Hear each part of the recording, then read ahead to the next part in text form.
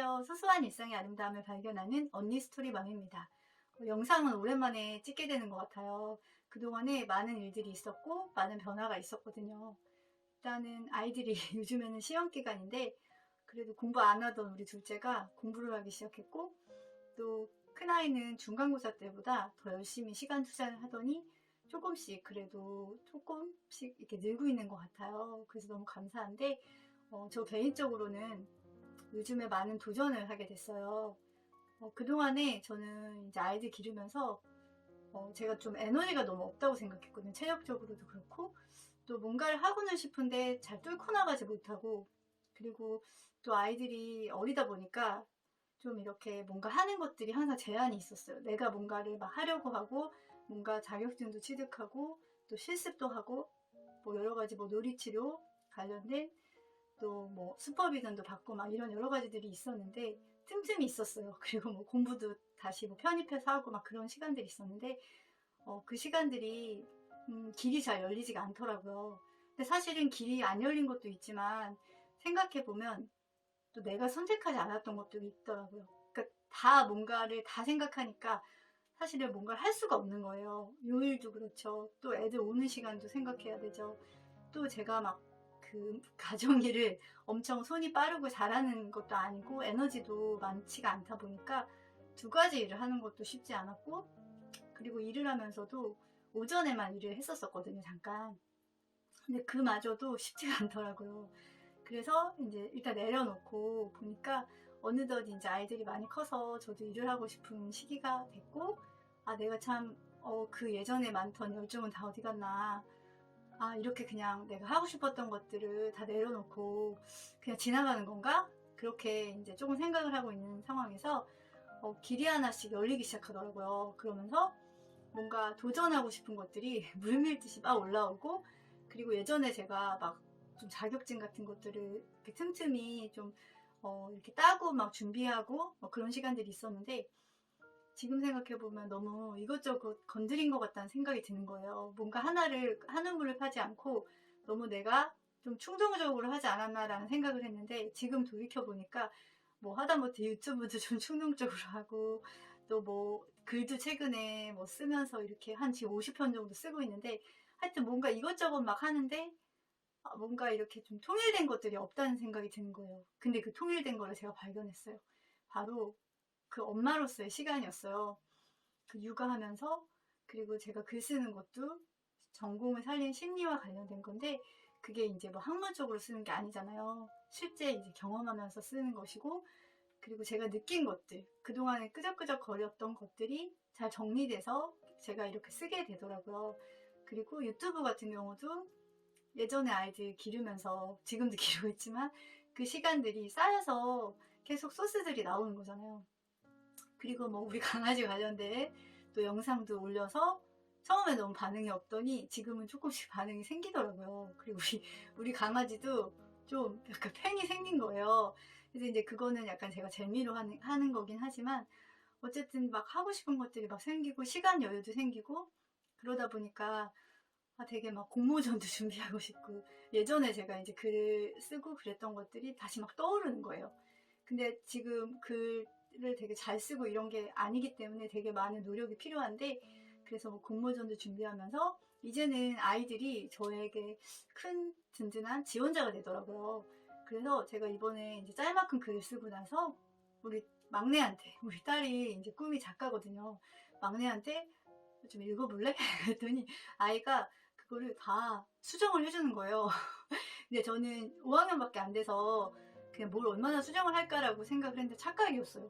문맥이 안 맞는 거, 그리고 이 주어가 뜻하는 거 있잖아요. 그 동사랑 안 맞는 거, 이런 것까지 다 찾아내고, 뭐 오타뿐 아니라 이거 중간에 너무 문장이 기니까 이해하는 게 힘들다고 하면서 끊어주라는 얘기까지 하고, 그리고 우리 둘째랑 큰아이도 제가 뭐 면접 보러 가거나 그 앞에서 막 시연을 할 때 되게 응원을 해주고, 엄마가 말을 되게 잘해요 막 이러면서 되게 칭찬을 해주더라고요.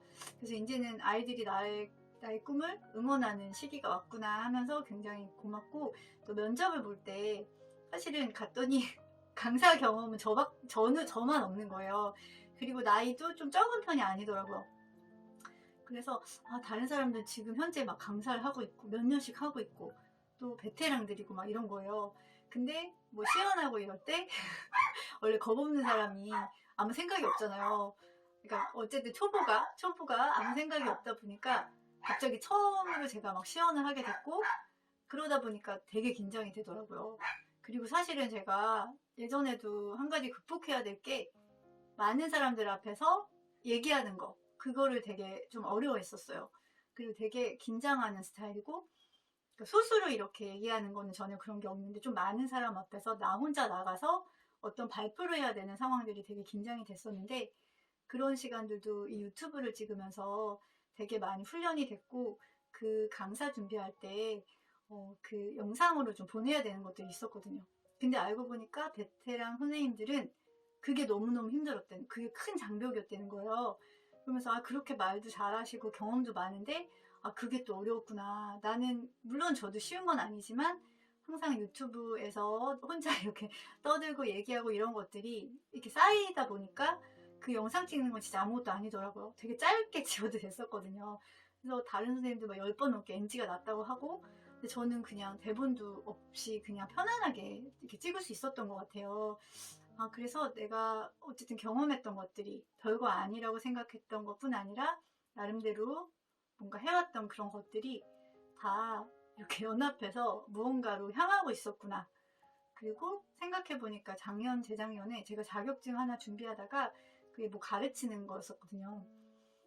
한국어 교원 뭐 그런 거였어요. 근데 그때 강의 시연을 해야 됐었어요. 그때도 첫 번째로 이제 어떻게 하다 보니까 하게 됐는데 저만 되게 오래 하게 됐었던 건 첫 시연을 하다 보니까 그랬는데 그때도 되게 긴장됐었는데 그때 하고 나서 좀 어렵게 어쨌든 합격을 했는데 근데 그거를 지금 당장은 또 코로나다 보니까 이렇게 써먹지를 못하잖아요. 그래서 되게 아쉬웠었어요. 근데 그것조차도 내가 그때 한 25분 정도 강의 시연을 했었던 것이 엄청 긴장되고 힘들었지만 그것들이 경험이 됐더라고요. 그래 하나도 버릴 게 없구나. 그리고 뭔가 저는 봉사라도 꼭 하고 싶거든요. 그래서 뭐 강사 준비하면서 또 지금은 누리치료도 하고 있고 근데 누리치료 하면서 또 예전에 배웠던 부모 상호작용 RT 중재 그 평가도 할 수 있고 자격이 있고 하다 보니까 어머니께도 제가 무료로 그걸 해드리고 싶다고 했었거든요. 그러니까 아주 이렇게 전문적으로 평가하는 것까지는 못 해드리지만 그래도 이렇게 아이하고 노는 방법 또 아이하고 어떻게 노는 게 효과적인지 그런 지도 정도는 무료로 해드릴 수 있을 것 같아서 굉장히 좋아하시더라고요. 그래서 진짜 제가 지내면서 했던 모든 것들 제가 만났던 엄마들 제가 만났던 많은 사람들과의 관계 속에서 되게 많이 배운 것들이 또 지금은 또 누구하고 얘기하거나 뭐 고민 같은 거 들어주고 이럴 때도 되게 많은 경험들이 또 쌓여있게 됐더라고요. 그래서 조금 더 뜬구름 자는 얘기보다는 조금 더 필요한 그런 이야기들을 이렇게 끄집어내는 것들이 훨씬 더 좋아졌던 것 같아요. 그래서 책으로 뭐 상담 예전에 막 공부는 많이 했지만 그것과 달리 지금은 삶을 통해서 조금씩 알아가고 또 다른 사람의 이야기를 들으면서 제가 많이 배운 것들이 큰 힘이 되는 것 같다라는 생각이 들고 그리고 또 이게 기회가 항상 내가 원했을 때 그때는 기회가 잘 안 왔어요. 그리고 뭔가 어떻게 보면은 제가 선택하지 못한 걸 수도 있어요. 근데 지금 돌아보니까 후회보다는 그때 나의 때가 아니었구나.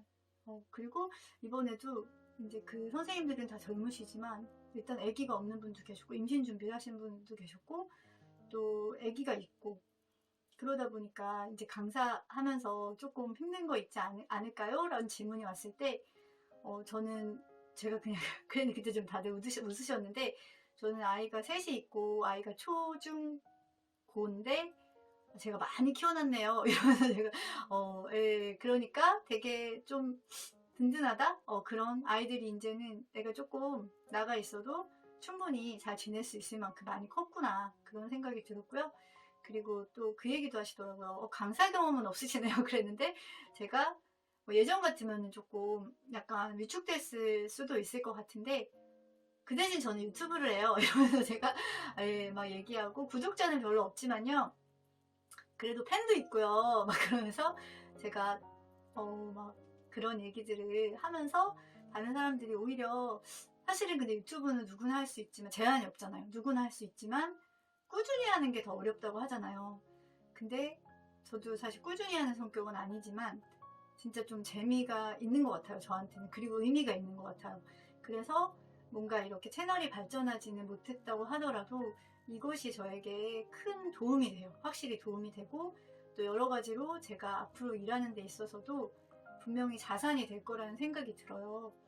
네. 그래서 또 시청해주신 분들께도 너무 감사하고 또 삶을 통해서 이렇게 뭔가 저는 보여지기 위한 보여줄 수 있는 것들 그런 뭐 브이로그나 그런 것들은 굉장히 좀 적은 것 같아요. 왜냐면 너무 일상이다 보니까 엄청 뭐 갑자기 뭐 여행을 가는 것도 딱히 별로 없고 그렇지만 소소한 것들 그리고 제가 경험한 것들 깨달은 것들 그리고 같이 아이들 기르면서 고민하는 것들을 올리다 보니까 항상 소재가 항상 많더라고요.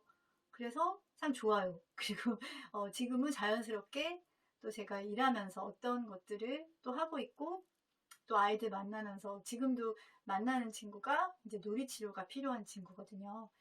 그러다 보니까 되게 좀 즐겁더라고요. 그리고 많이 그냥 아이 생각이 많이 나요. 아이 생각이 많이 나면서 이제 조금 늘릴 계획이긴 한데 어쨌든 너무 기쁘고 또 예전에도 되게 열심히는 했던 것 같아요. 근데 그때 내가 아이를 보는 것, 어머님을 보는 것과 지금 제가 아이를 보는 것과 어머님을 보는 그 바라보는 시각이 굉장히 달라졌다는 생각이 들어요. 네. 언니 스토리 맘이었습니다. 감사합니다.